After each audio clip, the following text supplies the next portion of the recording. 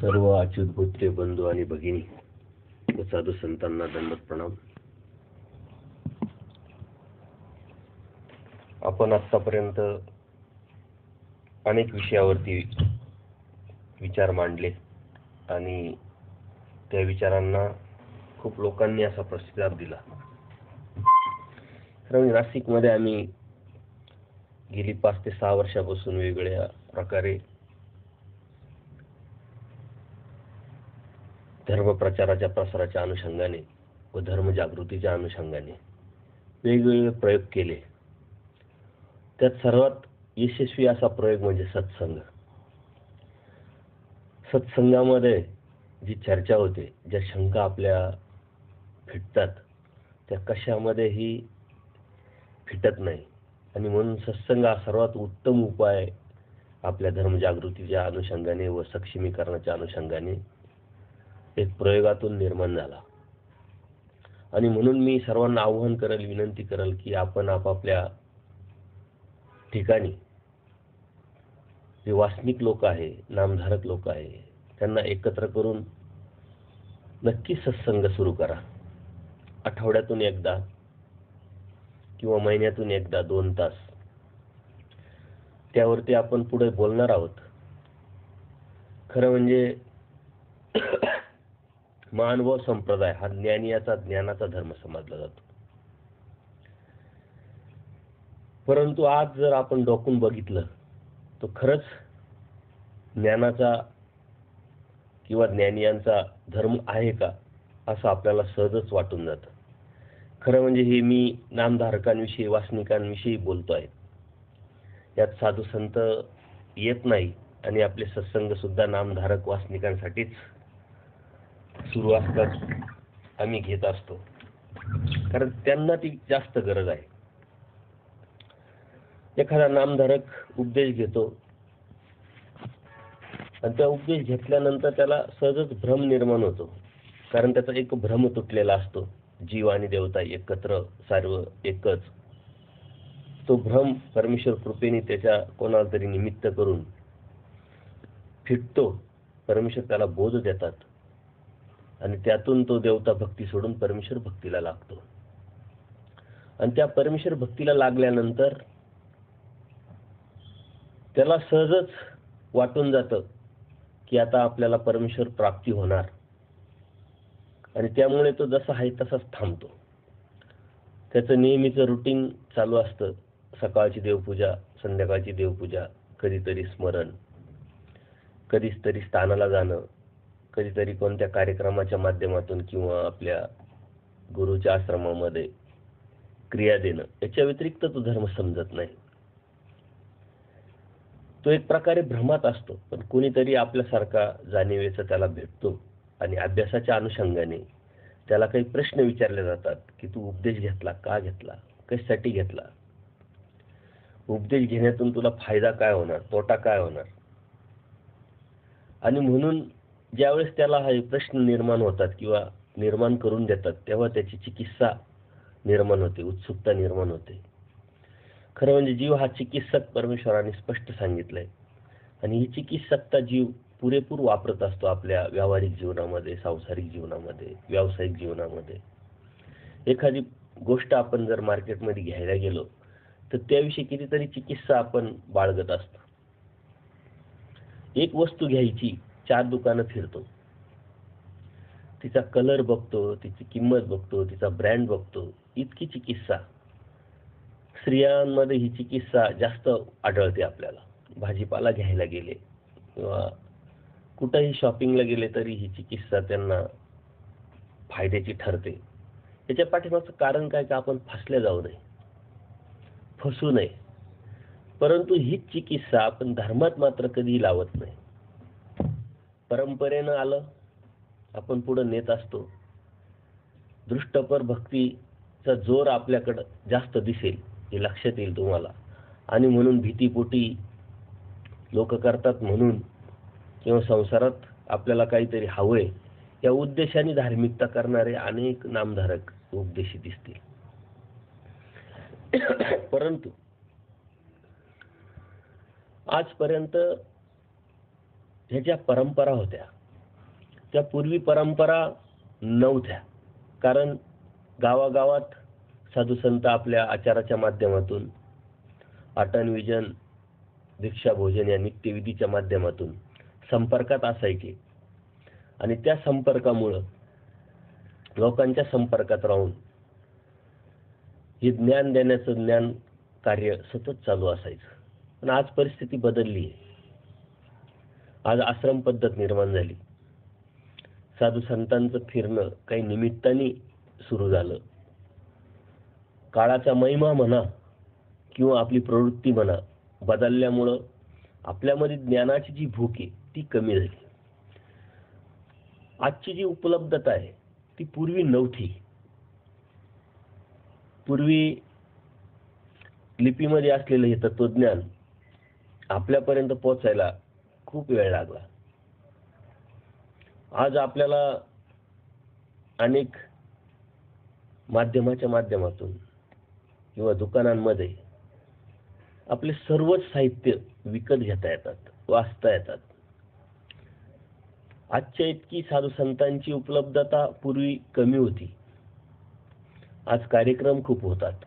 त्या कार्यक्रमाच्या माध्यमातून आपल्याला तत्वज्ञान जाणता येतं, समजून घेता येतं. आणि हे अखंड चालू असताना सुद्धा अज्ञान लोकांची संख्या मात्र काही कमी झालेली नाही. याच्या पाठीमागचे कारण धर्माची जी व्याख्या आहे ही आपण सीमित करून टाकली, मर्यादित करून टाकली.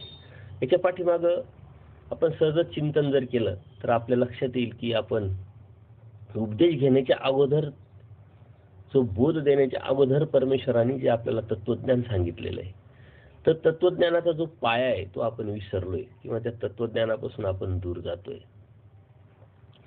म्हणून आपल्याला सहज शंका निर्माण व्हायला पाहिजे की सृष्टी का निर्माण केली, कोणी निर्माण केली, कशासाठी निर्माण केली आणि केव्हा निर्माण केली. या सृष्टीमध्ये मी येण्या अगोदर होतो कुठं, आलो कसं, कोणी आणलं ना, आल्यानंतर मी केलं काय. ही पहिली सृष्टी की अनंत सृष्टी अगोदर होऊन गेल्या. हा माझा पहिला जन्म की अनेक वेळा मी जन्माला येऊन गेलो. हे प्रश्न जेव्हा आपल्याला निर्माण होतील आणि त्या प्रश्नाचे उत्तर आपण शोधण्याचा जेव्हा प्रयत्न करू, तेव्हा नक्कीच आपल्या तत्वज्ञानामध्ये परमेश्वर कृपेने या सर्व प्रश्नांचे उत्तर आपल्याला भेटतील. खरं म्हणजे आपण आपल्यासारखे भाग्यवान आपणच आहोत, कारण ह्या प्रश्नांचे उत्तर अन्य ठिकाणी तुम्हाला दिसणार नाही, भेटणार नाही. आणि जरी भेटले तर सायंटिफिकली त्याचं समाधान तुम्हाला करता येणार नाही किंवा होणार नाही. आणि म्हणून हा विचार आपण केला पाहिजे की आपण ज्या तत्वज्ञानात जगतोय, ज्या धर्मात राहतोय, तो तत्वज्ञान, तो धर्म किती श्रेष्ठ आहे याची जाणीव जेव्हा आपल्याला होईल तेव्हा आपोआपच आपण त्या तत्वावरती, त्या धर्मावरती चालण्याचा प्रयत्न करू. परमेश्वराला कधीतरी कृपा उपजली आणि ती कृपा उपजल्यानंतर परमेश्वराला जवळचा जो आनंद आहे तो आनंद त्याला द्यावासा वाटला. कोणाला तरी दिल्यानंतर ती शांतता परमेश्वर दयाळू, माळू, कृपाळू असल्यामुळे होणार होती. आणि म्हणून परमेश्वर शोधक आहे, द्रावक आहे. त्या शोधक प्रवृत्तीने परमेश्वराने शोधण्याला सुरुवात केली का हा माझा आनंद द्यावा, कोणाला द्यावा. म्हणून त्यांनी देवतेकडे बघितलं. देवता ह्या नित्य बंधनात असल्यामुळं तो आनंद, तो परमेश्वर त्याला देऊ शकत नव्हते आणि देवता पण परमेश्वराचा आनंद ते घेऊ शकत नव्हते. नित्यबंध म्हणजे नित्य कायमच्या बंधनात असलेल्या ह्या देवता. त्यानंतर परमेश्वरांनी प्रपंचाकडे बघितलं. प्रपंच हा जड, त्याला देवाणघेवाणीचा प्रश्नच येत नाही. राहिला जीव, ह्या जीवाकडे परमेश्वरांनी जेव्हा बघितलं तेव्हा अनादि अविद्येने युक्त असलेला जीव, अनंत दोषांनी भरलेला जीव जरी असला तरी परमेश्वराने जीवाकडे बघितल्यानंतर त्या जीवामध्ये सर्वाधिकार आहे असं समजलं आणि या सर्वाधिकारामुळे हा जीव परमेश्वराचा आनंद घेण्यास पात्र ठरला. आपण कितीतरी भाग्यवान आहोत की त्या परमेश्वराने आपली निवड केली स्वतःचा आनंद देण्यासाठी.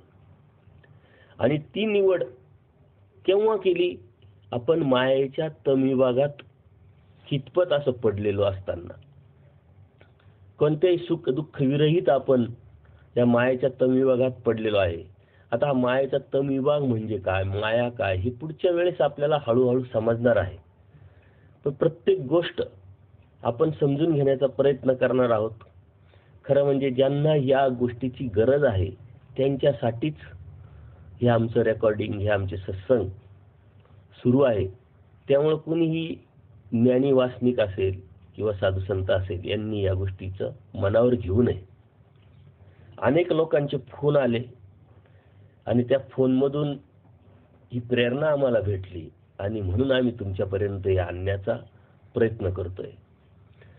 मायेच्या तमविभागात असलेला हा जीव प्रथम परमेश्वराने आपल्या कृपादृष्टीने, दयाळू माळू कृपा या गुणाने या मायेच्या तमविभागातून या जीवाला बाहेर काढलं.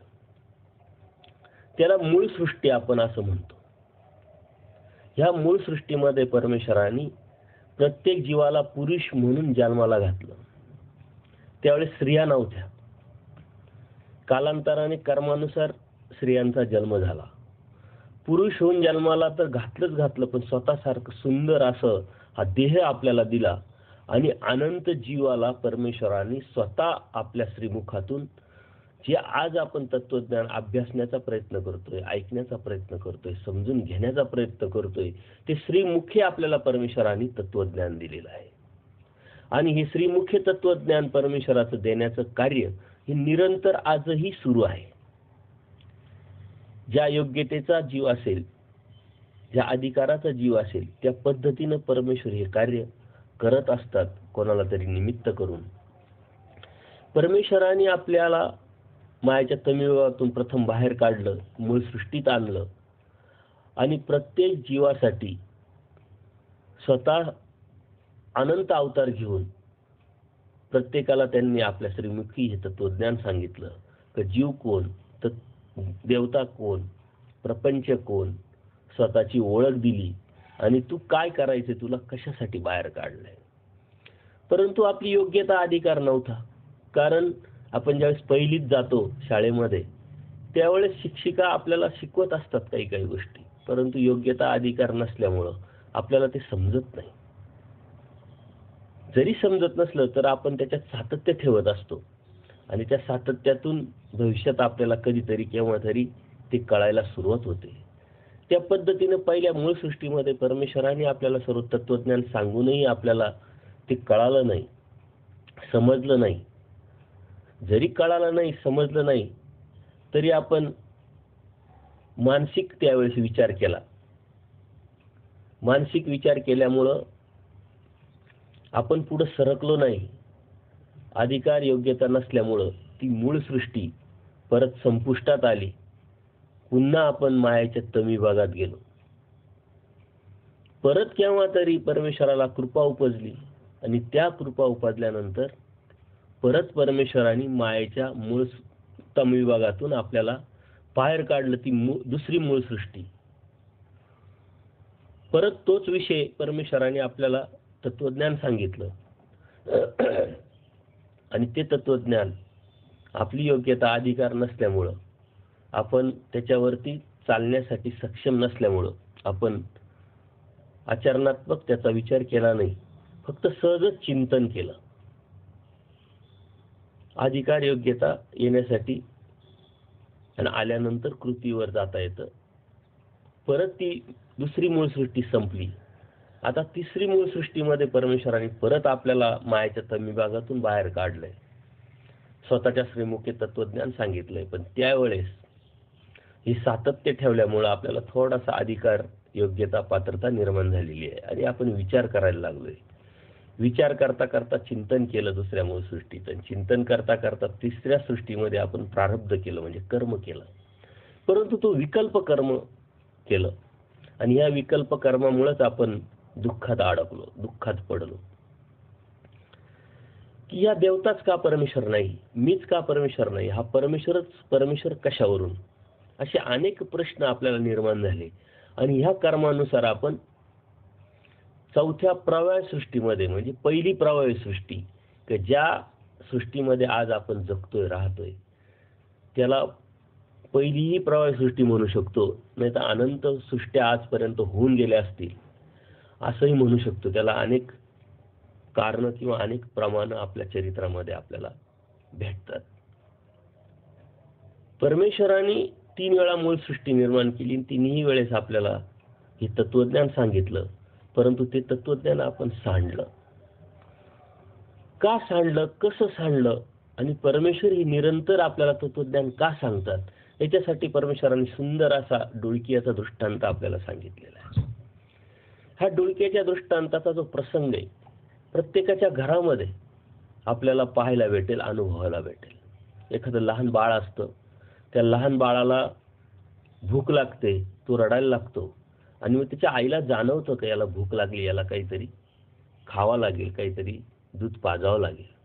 आणि म्हणून ती आई त्या बालकाला आपल्या मांडीवर घेते, वाटीभर दूध घेते आणि चमच्याने त्याला भरवायला सुरुवात करते. भरवायला सुरुवात केल्यानंतर ते बालक लगेच ते दूध पित नाही. ते इकडं तोंड करतं, तिकडं तोंड करतं. त्या कारणाने त्या दुधातला कितीतरी अंश खाली सांडत असतो.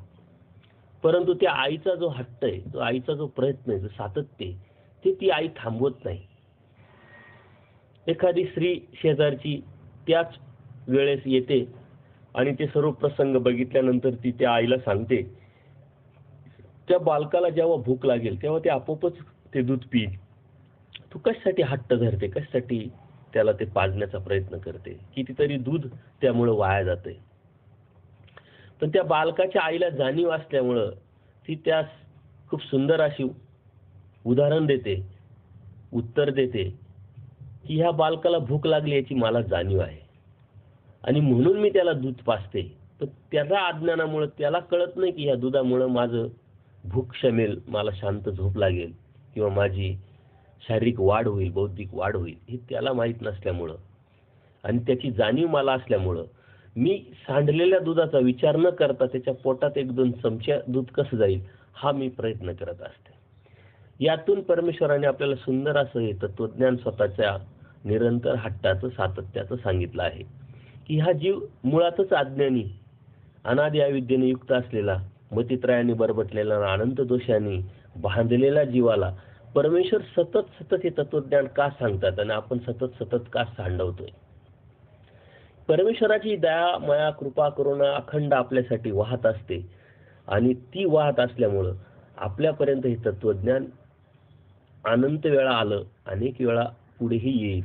परंतु आपण किती सांभाळतोय आणि त्या सांभाळण्यातून आपण आपल्या जीवाचं कसं भलं करून घेतोय, हे आपापल्या जाणीवेवरती, योग्यतेवरती, प्रयत्नावरती अवलंबून असतं. म्हणून प्रयत्न करणं हे अत्यंत गरजेचं आहे. तिसऱ्या मूळ सृष्टीमध्ये आपण विकल्पजनित विचार केला की हा परमेश्वरच कसा परमेश्वर, देवताच का परमेश्वर नाही, मीच का परमेश्वर नाही. आणि यामुळं अनेक जीव काही स्त्रियांच्या लिंगामध्ये गेले, काही पुरुषांच्या लिंगामध्ये गेले आणि अनंत जीव असे आहे की जे 84 लाख योनीमध्ये म्हणजे नरक योनीमध्ये गेले. कोणत्या जीवाने कसा विचार केला, कसं चिंतन केलं, किती तीव्रतेनं केलं, किती कमीपणाने केलं, कशी शंका भावली, त्यानुसार त्याचा जन्म प्रवाह सृष्टीत झाला आणि आपलं जीवन सुरू झालं. जीवन सुरू होत असताना हे सर्व सारखेच आपल्याला दिसले आणि आजही व्यावहारिक जीवनामध्ये अन्य लोकांना जेव्हा आपण विचारतो परमेश्वर भक्ती, देवता भक्ती जेव्हा सांगण्याचा प्रयत्न करतो, तेव्हा त्यांच्या अज्ञानाने ते सहजच म्हणतात सर्व सारखेच असतात. सर्व सारखे फक्त धार्मिकतेमध्ये तो समजत असतो, परंतु कधीही व्यावहारिक जीवनामध्ये तो सर्वांना सारखं समजत नाही. याचं वर्गीकरण त्यांनी सतत केलेलं असतं.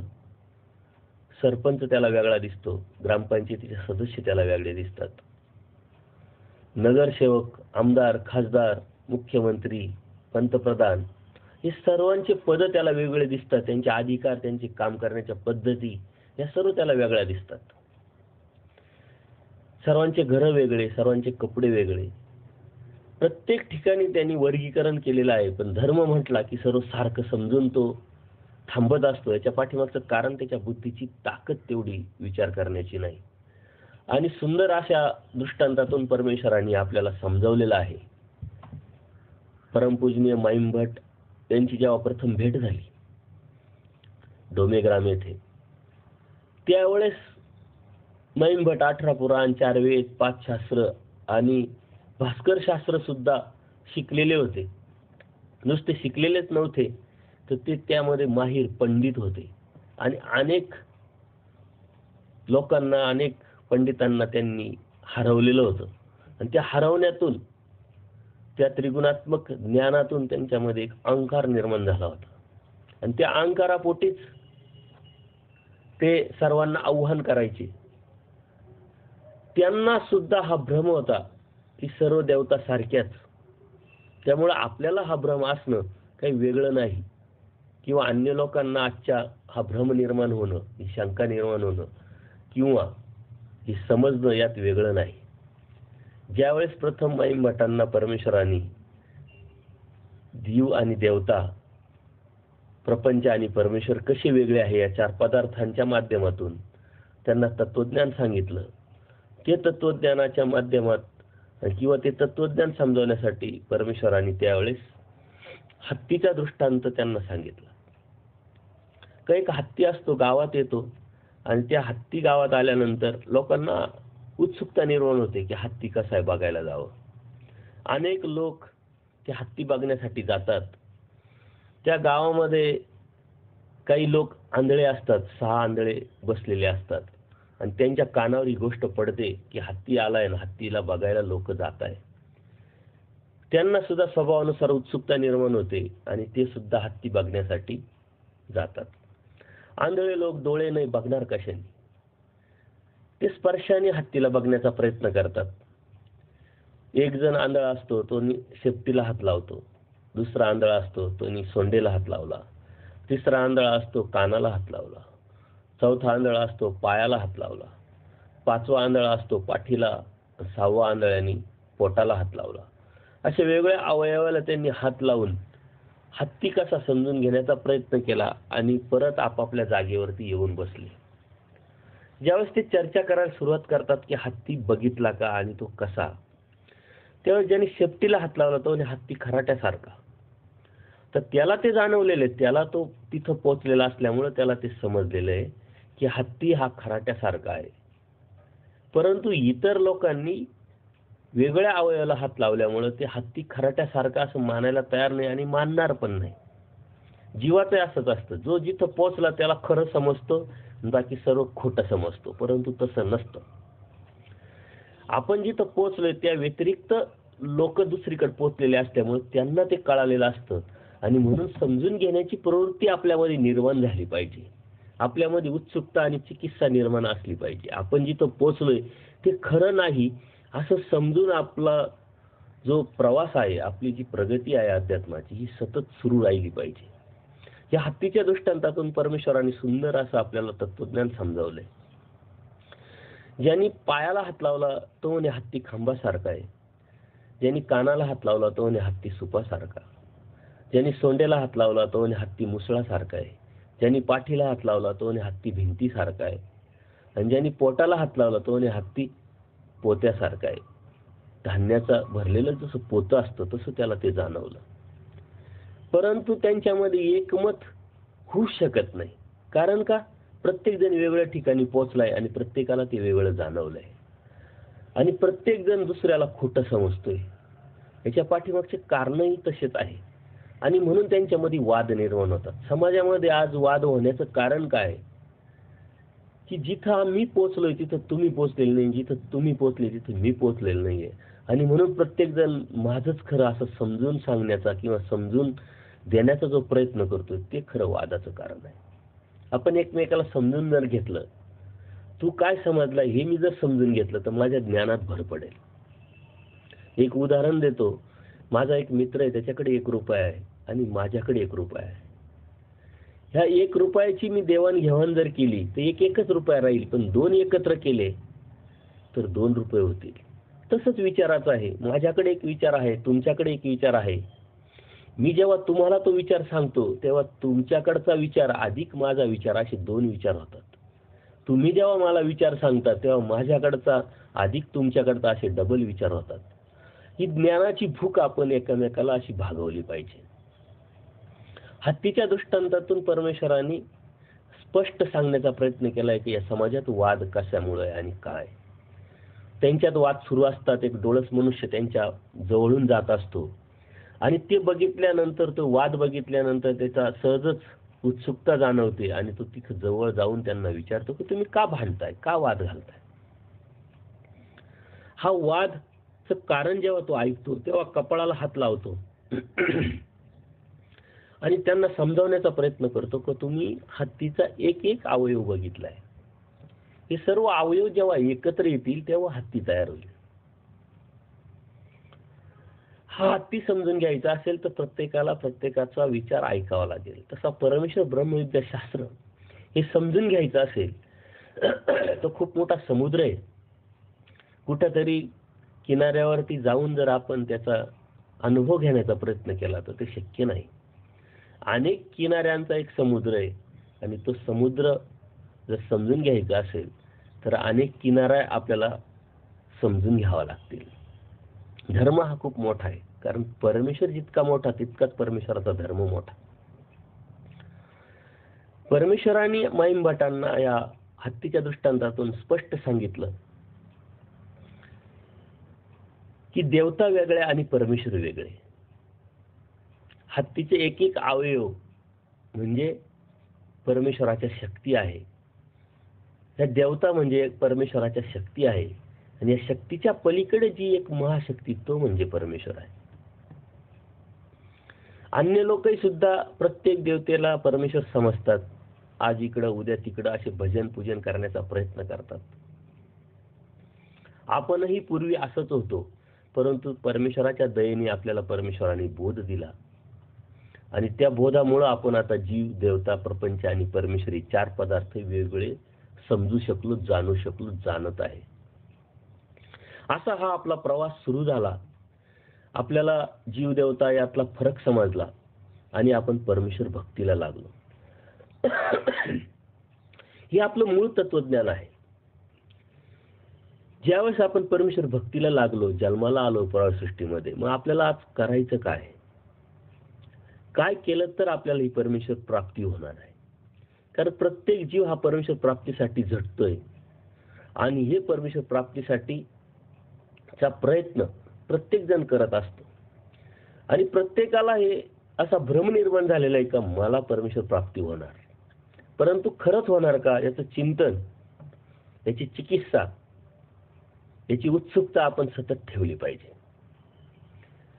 ही अनेक लोकांमध्ये असते, अन्य लोकांमध्ये पण असते आणि ते पण तसा प्रयत्न करत असतात आणि त्या प्रयत्नातूनच आपण कर्म करत असतो. परंतु पूज्य माईम भटांना हे तत्वज्ञान सांगत असताना तो कर्माचा सिद्धांत त्यांनी खोडलेला आहे, परमेश्वरांनी खोडलेला आहे. ज्यावेळेस परमेश्वर त्यांना प्रश्न विचारतात की तुम्ही जे तत्वज्ञान जाणलंय, तुम्ही जे ज्ञान मिळवलंय, त्या तत्वज्ञानाच्या माध्यमातून, त्या ज्ञानाच्या जोरावरती या जीवाची मुक्ती होईल असं तुमच्याकडे काही आहे का? तेव्हा त्यांना तो प्रश्न अगदीच फुटकळ आणि छोटा वाटला आणि त्या छोट्या वाटण्यातून त्यांनी उत्तर दिलं, यात काय विशेष? कर्म करायचं, कर्म केल्याने ज्ञानोदय होईल, ज्ञान होईल, ज्ञानाने वैराग्य प्राप्त होईल, वैराग्यातून परमेश्वर प्राप्ती होईल. परमेश्वराने त्यांना प्रतिप्रश्न केला की कर्म किती प्रकारचे, व त्यातून नित्य कर्म आणि नैमित्तिक कर्म असे दोन कर्म निर्माण झाले किंवा समजले. आणि नित्य कर्म हे नित्य कर्माला जातात. आपण आंघोळ करतो, जेवण करतो, हे वेगळे जे कर्म आपण दररोज करत असतो त्यावेळेस ते फळाला जातात, म्हणजे शिल्लक राहत नाही. नैमित्तिक कर्म म्हणजे पुण्यकर्माने दुष्टपर केलेले जे कर्म असतात ते दुःखाच्या वेळेस, अडचणीच्या वेळेस उपयोगी पडतात, फळाला येतात. याचा अर्थ तेही शिल्लक राहत नाही. जर कर्मच शिल्लक राहत नाही तर ज्ञानोदय होईल कधी आणि वैराग्य प्राप्त होईल कधी, त्यातून परमेश्वराची प्राप्ती कशी होणार? हा प्रश्न परमेश्वराने जेव्हा माईम भटांना निर्माण केला आणि कर्माचा सिद्धांत खोडला, तेव्हा त्यांच्या लक्षात आलं की आपण काहीतरी आजपर्यंत चुकत होतो. आजपर्यंत जे आपण समजत होतो ते योग्य नाहीये. आणि म्हणून माईम भट थांबले आणि उत्सुकता निर्माण होऊन, चिकित्सा निर्माण होऊन परमेश्वराला शरण आले आणि म्हणून तत्वज्ञान त्यांना कळालं त्यांच्या माध्यमातून आपल्याला समजलं आणि त्याच तत्वज्ञानावरती आपण जगतोय.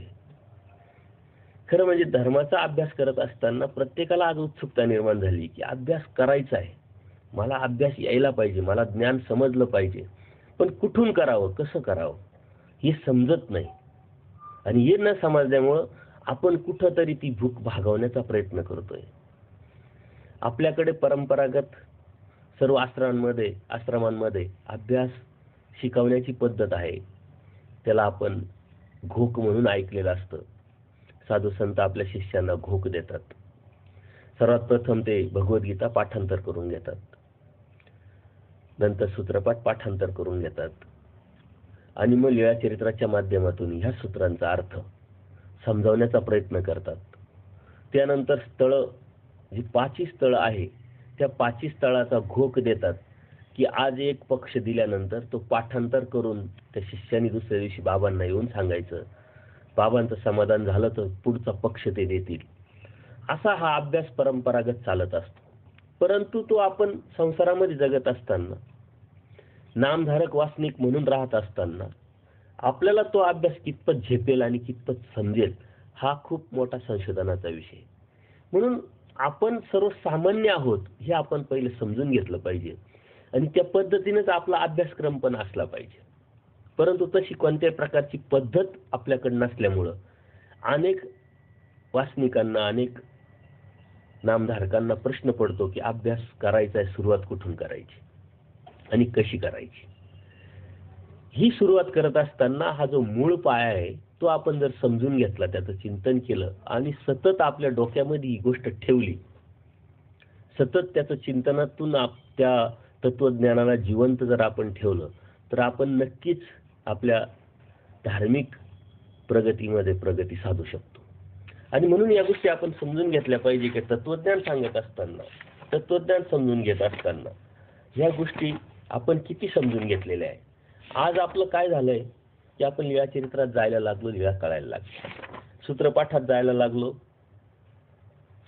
सूत्र कळायला लागले, आपल्याला समजायला लागले.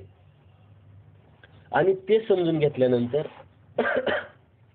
मागचा जो पाया आहे आपला, ते तत्वज्ञान आपल्या डोक्यात न राहिल्यामुळं आपण हवेत उड्या मारतोय. आपल्याला देव होणार, मलाच जो देव कळाला, जो समजला, तो इतरांना कळाला नाही. ह्या लीळेमध्ये परमेश्वराने परमेश्वर प्राप्तीचं तत्वज्ञान सांगितलंय, दुसऱ्या लीळांची गरजच नाही. अनंत सूत्र जे सांगितलेले या सूत्रांमध्ये इतके सूत्र खरे, बाकीचे घुसवले. हे सारे मतमतांतर आपल्या अज्ञानामुळं, आपल्या भ्रमामुळं आणि आपण तेवढे वैचारिक परिपक्वता नसल्यामुळं आपल्या धर्मामध्ये निर्माण झालेले. हे आपण समजून घेतलं पाहिजे. धर्म म्हणजे कोणता कोपरा नाही, धर्म म्हणजे एखादी लीळा नाही, धर्म म्हणजे एखादं सूत्र नाही, धर्म म्हणजे एखादा दृष्टांत नाही. धर्म ही चैतन्याच्या पलीकडच्या परमेश्वराचा धर्म, त्याच्या इतकाच मोठा आणि बोल्ड आहे. आणि तो मोठा धर्म समजून घेण्यासाठी आपली विचारधारा सुद्धा मोठी आपण ठेवली पाहिजे, बोल्ड ठेवली पाहिजे. तेव्हा तो कुठंतरी आपल्याला कळेल. आपण हे लक्षात घेतलं पाहिजे की आपण जीवन जगत असताना जेव्हा आपण आजूबाजूचं बघतो ना, तसंच त्याचा पद्धतीने विचार केला पाहिजे. एखादं गाव असतं, ते गाव चालवण्यासाठी ग्रामपंचायत असते.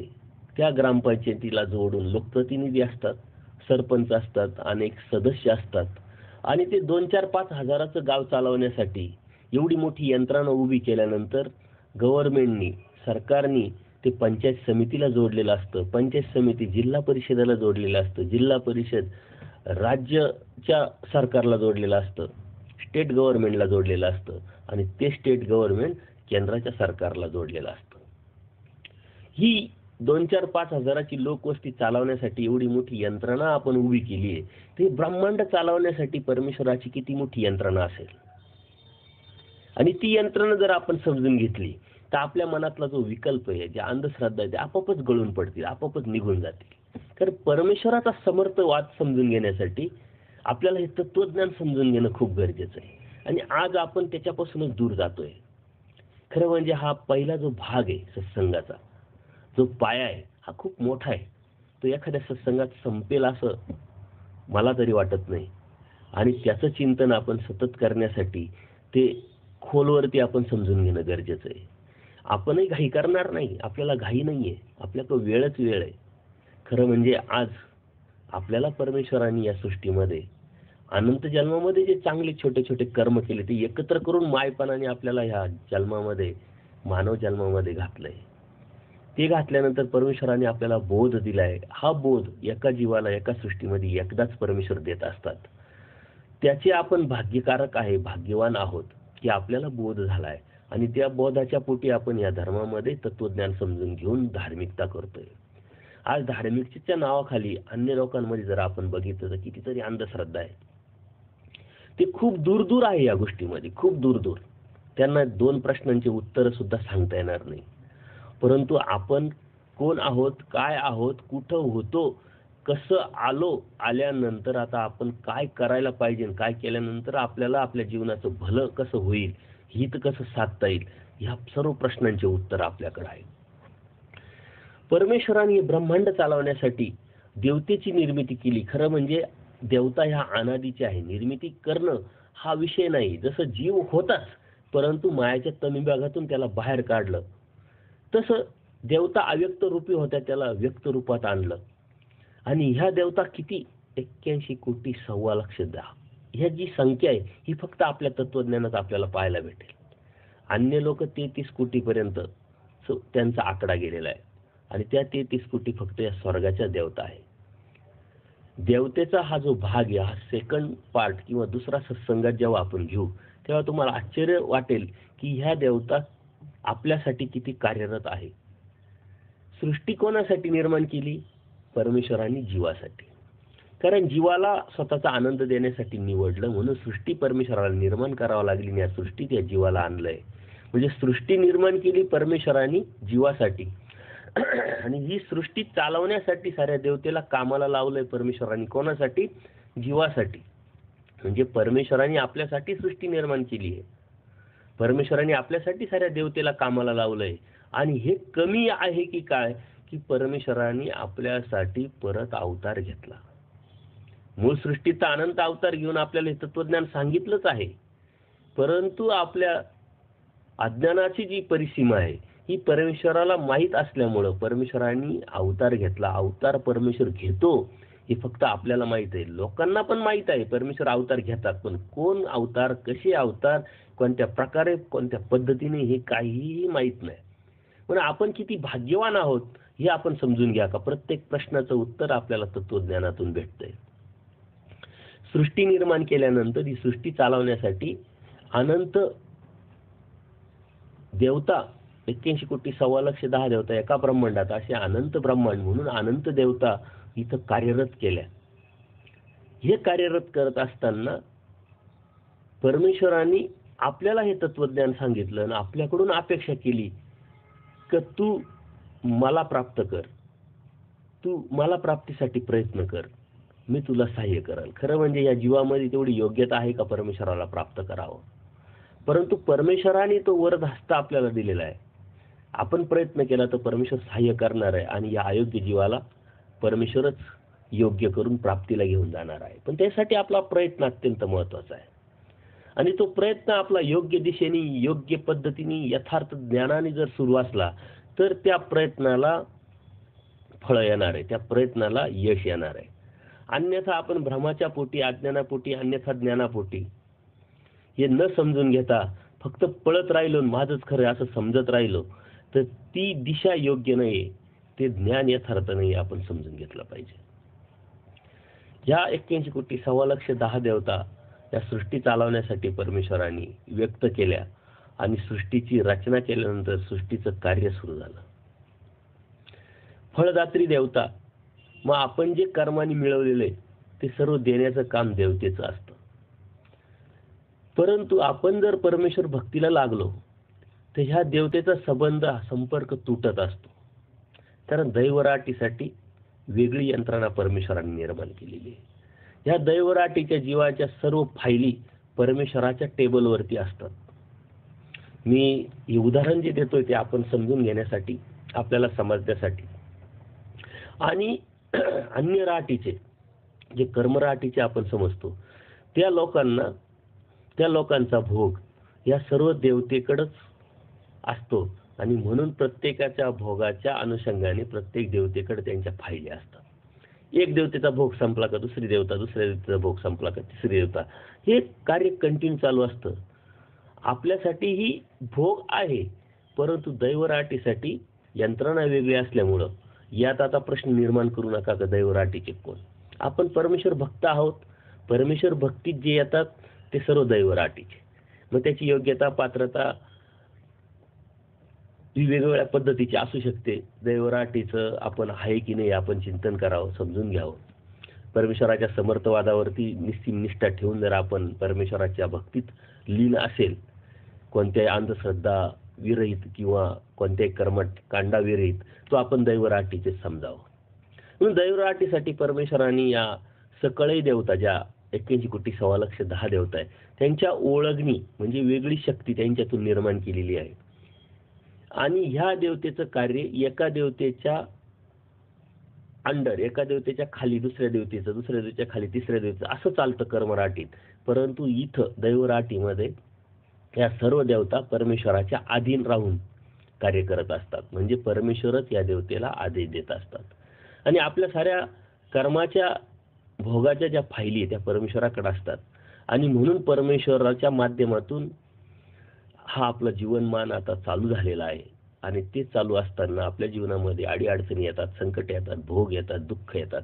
पण ते सर्व परमेश्वराच्या अनुषंगाने, परमेश्वराच्या कृपेने किंवा परमेश्वराकडून येत असतात. त्याच्यासाठी परमेश्वराने एक ऋणाईचा खूप सुंदर असा दृष्टांत सांगितला आहे.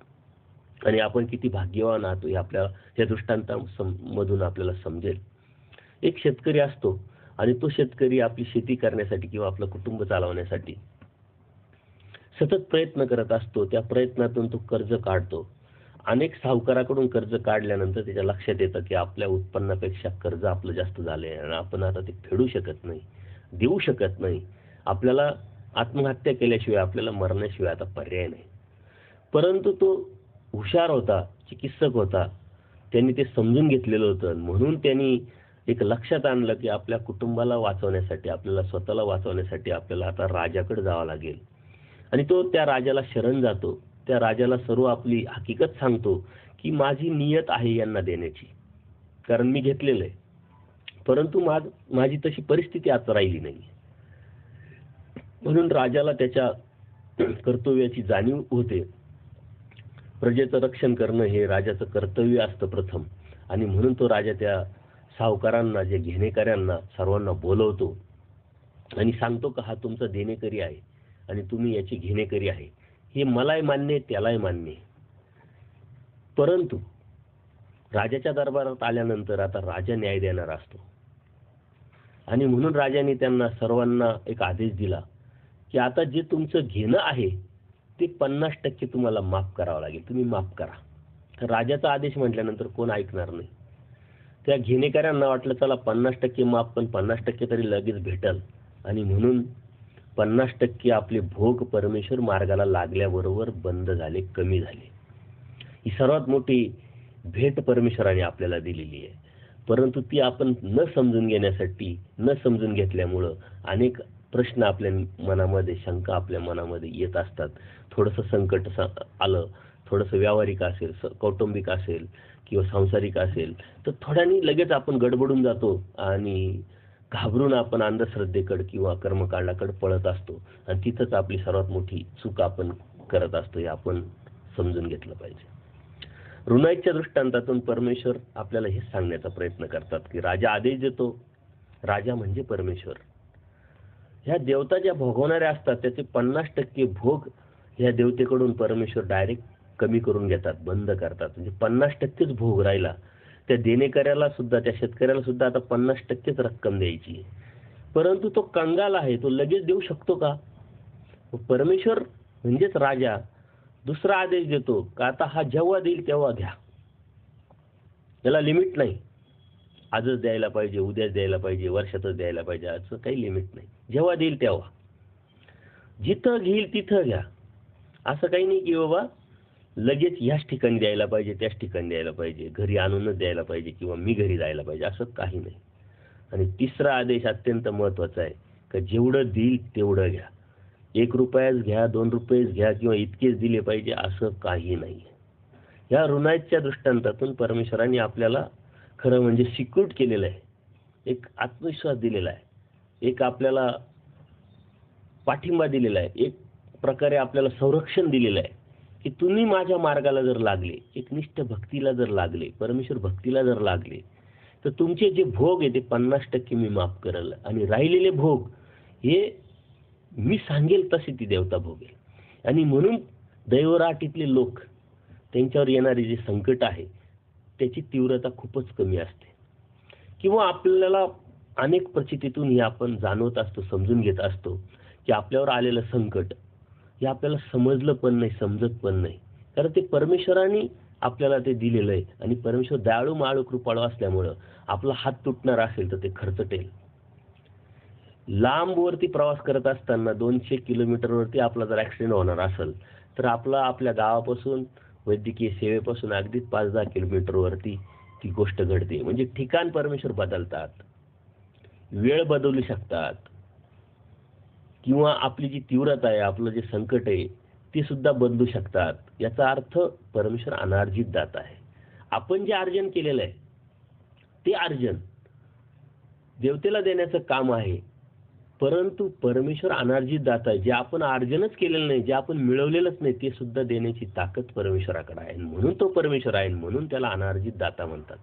की जे आपण मिळवलेलं नाही तेही परमेश्वर देऊ शकतात. पण आपली समर्थवादावरती निस्सीम निष्ठा आणि त्या पाठीमागची प्रार्थना, त्या पाठीमागचं दुःख, त्या पाठीमागची जाणीव आपल्याकडे जर असेल तर परमेश्वर सदैव तत्पर आपल्या बरोबर आहे, आपल्या पाठी आहे, हे आपण समजून घेतलं पाहिजे. परमेश्वर ही वस्तू काय हे आपण जर समजली तर आपण परमेश्वराचा मार्ग काय हे आपण समजू शकतो. परमेश्वराची भक्ती काय हे आपण समजू शकतो. आपण परमेश्वराचे भक्त आहोत, परंतु ती वस्तू आपल्याला न समजल्यामुळं, ती वस्तू आपल्याला न जाणवल्यामुळं आपण पुढं जात असतो. एवढं मोठं ब्रह्मांड चालवण्यासाठी परमेश्वर एवढी मोठी फौज निर्माण करतात. आपल्यासाठी ब्रह्मांड निर्माण केलं, आपल्यासाठी अव्यक्त देवतेला व्यक्त केलं, कामाला लावलं. आपल्यासाठी परमेश्वर अवतार घेतात आणि हे अवतार घेऊन परमेश्वर आपल्याला तत्वज्ञान सांगतात. नुसतं तत्वज्ञानच नाही सांगत, की वाडोवाडी फिरतात. ऊन असेल, पाऊस असेल किंवा हिवाळा असेल, हे कधीही केव्हाही याची अडचण न भागता परमेश्वर हे कार्य निरंतर करत असतात. आता परमेश्वर ही खूप मोठी शक्ती आहे, पण ज्यावेळेस अवतार घेतात परमेश्वर जीव धर्म देह धर्म आपल्यासाठी आपल्यासारखेच होऊन येतात. म्हणून थंडी आहे, वारा आहे, पाऊस आहे, परंतु आपण सहजच विचार करा की 12 वर्ष सालबर्डीला परमेश्वर राहिले त्यावेळेस काय पावसाळा नव्हता का? त्यावेळेस उन्हाळा नव्हता का? त्यावेळेस हिवाळा नव्हता का? आपल्याला थोडीशी थंडी वाजायला लागली तर आपण 2-2 ब्लँकेट घेतो. आपला उन्हाळा तीव्र झाला तर आपण एशीत झोपतो. आपला पावसाळा जर आला तर आपण पावसात भिजण्यासाठी न जाता आपण घरात बसून राहतो. ही सर्व उपलब्धता ही परमेश्वर कृपेने आपल्याला दिलेली आहे.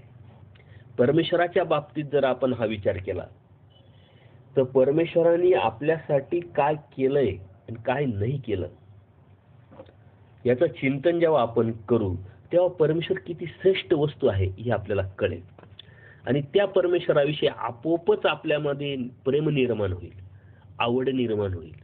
वेद प्रेम निर्माण झालं, आवड निर्माण झाली का मग आपण परमेश्वर भक्तीला आपोआपच लागू. परंतु ती जाणीव आपल्याला असली पाहिजे आणि ती जाणीव आपल्याला नसल्यामुळं आपण अनेक गोष्टीतून परमेश्वर प्राप्तीच्या गोष्टी करत असतो. जिज्ञासा हा आपल्याला परमेश्वराने खूप मोठी शक्ती आपल्याला दिलेली आहे. आपण प्रत्येक गोष्टी जिज्ञासा करतो. धर्मात का जिज्ञासा करत नाही? धर्मात का प्रश्न निर्माण होत नाही? आपलीकडची धार्मिकता आणि कर्मराटीची धार्मिकता खूप जमीन आसमानचा फरक आहे. तिथं लोक काय समजतात? श्रद्धा आहे, प्रश्न विचारायचे नाही. इथं तसं नाहीये. इथं श्रद्धा ज्याच्यावर ठेवायची त्याच्याविषयी समजून घ्यायचं आणि त्याच्याविषयी प्रश्न निर्माण करायचे. आणि प्रॅक्टिकल जीवनात आपण जर विचार केला तर कोणावरही आपली श्रद्धा बसत नाही. एखादा मित्र असेल, भाऊ असेल किंवा आपले नातेवाईक असतील, एखादा कामगार असेल आपला, त्याच्यावरती आपली श्रद्धा असते. म्हणजे ती आपोआप बसली का? अनेक प्रसंगानुसार त्याचा स्वभाव आपल्याला कळलेला आहे, त्याची विचारधारा आपल्याला समजलेली आहे, त्याला आपण जाणून घेतलेलं आहे. तेव्हा कुठंतरी श्रद्धा निर्माण झाली. ती श्रद्धाला सुद्धा संशयाचा किनारा असते. कारण का? तर प्रत्येक जीवाला प्रत्येक जीव समजू शकत नाही, समजून घेऊ शकत नाही, आणि म्हणून आपण सावधपणे पावलं टाकत असतो.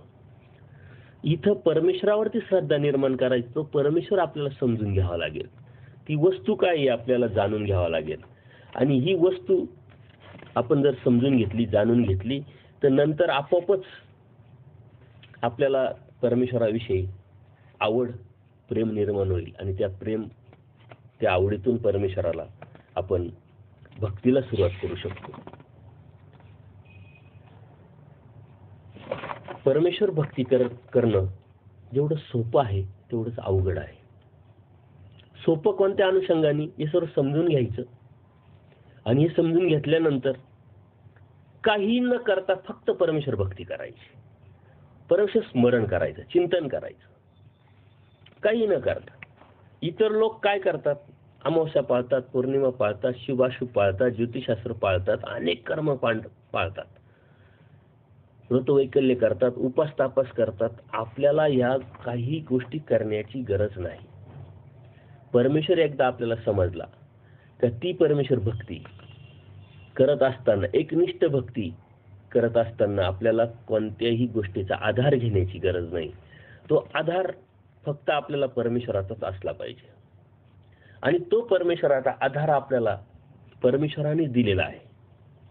परंतु हे करत असताना आपण जन्माला आलेलो आहे, कर्म करतो आहे, आणि हे कर्म करत असताना आपण या कर्माने बांधल्या जातोय, हे आपण समजून जर घेतलं तर कोणते कर्म करायचे, कोणते नाही करायचे, योग्यता अयोग्यता कशाने वाढेल, विधी अविधी, हे आपण समजून घेतलं पाहिजे. धर्म खूप मोठा आहे, परंतु आपण अगदी स्टेप बाय स्टेप आणि शांततेने जाणार आहोत. प्रत्येक गोष्टीचं आपल्याकडं स्पष्टीकरण असायला पाहिजे, आणि त्या स्पष्टीकरणातून आपल्याला ते आत्मविश्वास असला पाहिजे की परमेश्वर भक्तीला आपण खऱ्या अर्थाने लागलेलो आहे, त्या रस्त्यावरती आपण आहोत. 2 दिवस 4 दिवस लेट होऊ, परंतु 100% आपल्याला परमेश्वर भेटेल. शंका घेऊन जर आपण परमेश्वर भक्तीला जात असेल किंवा लागलेला असेल, तर त्या शंकेतून परमेश्वर आपल्याला भेटणार नाही. कारण मूळ सृष्टीच्या 3ऱ्या मूळ सृष्टीमध्ये आपण ही शंका घेतली का परमेश्वर, कशावरून परमेश्वर, देवताच का परमेश्वर नाही, हा विकल्प केला, म्हणून आपण दुःखात गेलो. आजही तेच होण्याची शंका आपल्यामध्ये निर्माण झाली पाहिजे का? जर आपण परमेश्वरावरती शंका घेतली, त्याला जर जाणून नाही घेतलं योग्य पद्धतीनं, तर आपण सुद्धा आता परत नरकात जाण्याची शक्यता आहे. आणि म्हणून आपण या गोष्टी समजून घेतल्या पाहिजे. आपण खरं म्हणजे आता जन्माला आलेलो आहे. जन्माला येऊन करतो काय हा जीव? आजूबाजूला जर आपण बघितलं तर प्रत्येक जीव हा संसार करताना दिसतो. आणि संसारात करतो काय आपण? तर परमेश्वराने स्पष्ट सांगितलं, संसार हा अस्थिर आहे. अस्थिर संसाराला आपण स्थिरतेकडे नेण्याचा प्रयत्न करतो, म्हणजे कर्म करतो, त्यामुळं आपल्याला दुःख प्राप्त होत असतात. आणि तेच पापाचं मूळ आहे. म्हणजे संसार हा अस्थिर आहे, पापमूळ आहे आणि दुःखमूळ आहे, हे आपण समजून घेतलं पाहिजे. आता संसार आपल्याला सोडता येत नाही, लगेच संसार आपण सोडू शकत नाही, पण त्यासाठी आपण प्रयत्न तर करू शकतो. त्या संसारामध्ये किती लागले पण ठेवावं, किती आपलं पण ठेवावं, याच्यावर तरी आपण चिंतन करू शकतो, विचार करू शकतो. कर्तव्याच्या भावनेतून प्रत्येक गोष्ट आपण केली पाहिजे. ज्या व्यक्तीला कर्तव्य समजेल त्या व्यक्तीला आपले पण लागले पण ठेवण्याची आवश्यकता नाही. माझं माझ्या मुलाच्या ठिकाणी, माझ्या कुटुंबीच्या ठिकाणी, माझ्या समाजाच्या ठिकाणी, माझ्या नातेवाईकांच्या ठिकाणी काय कर्तव्य आहे हे जर मी समजून घेतलं आणि ते कर्तव्य मी वेळोवेळी जर पार पाडित असलो, तर मला लागले पण ठेवायची आवश्यकता नाही. आजपर्यंत आपण तेच केलं, म्हणून अनेक संकट आपण ओढून घेतलेली. आपल्या दुःखाला कारण आपणच आहोत. कोणीही आपल्याला दुःख देऊ शकत नाही, कारण आपलं कर्म आपण केलं, त्या कर्माचा भोग आपल्यालाच भोगावा लागणार आहे. कोणाचंही कर्म कोणाला चिटकत नसतं, कोणाचाही भोग कोणाला मिळत नसतो, आणि कोणालाही तो भोग भोगता पण येत नसतो. आपण केलेलं आहे, आपल्यालाच ते करावं लागेल, भोगावं लागेल, संपवावं लागेल, हे लक्षात घ्या. आपण जन्माला आलो, कर्मभूमीत जन्माला आल्यानंतर आपण कर्म करतो, आणि हे कर्म जे केलेले ते भोगण्यासाठी परत नरकात जात असतो. हा जन्ममृत्यूचा जो रोग आपल्याला लागलेला आहे, हा रोग जर आपण समजून घेतला तर आपलं परमेश्वराची जी भक्ती आपोआपच आपल्याला समजून येईल.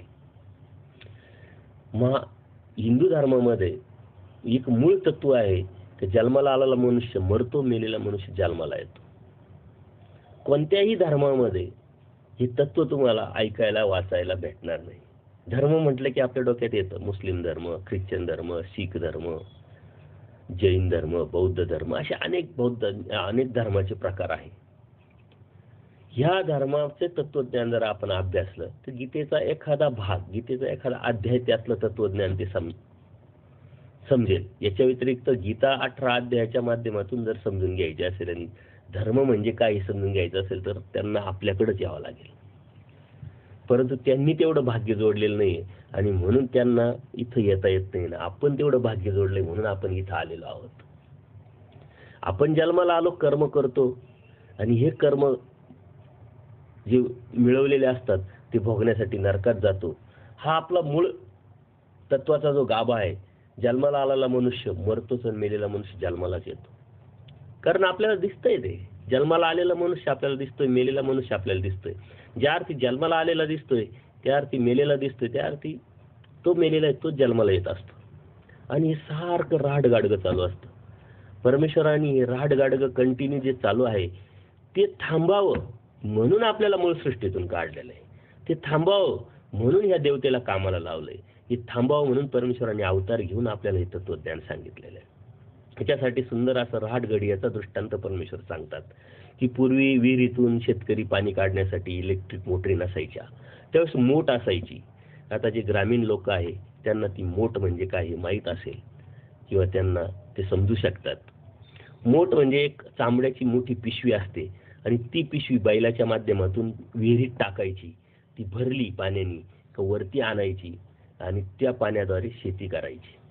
म्हणजे आपण कर्मभूमीत येतो म्हणजे खाली येतो. ती मोठ खाली जाते आणि पाण्याने भरले जाते. तसं आपण खाली येतो कर्मभूमीत आणि ह्या कर्माने आपली ही मोठ म्हणजे आपलं हे जीवन आहे भरतो आपण आणि खाली करण्यासाठी परत नरकात जात असतो.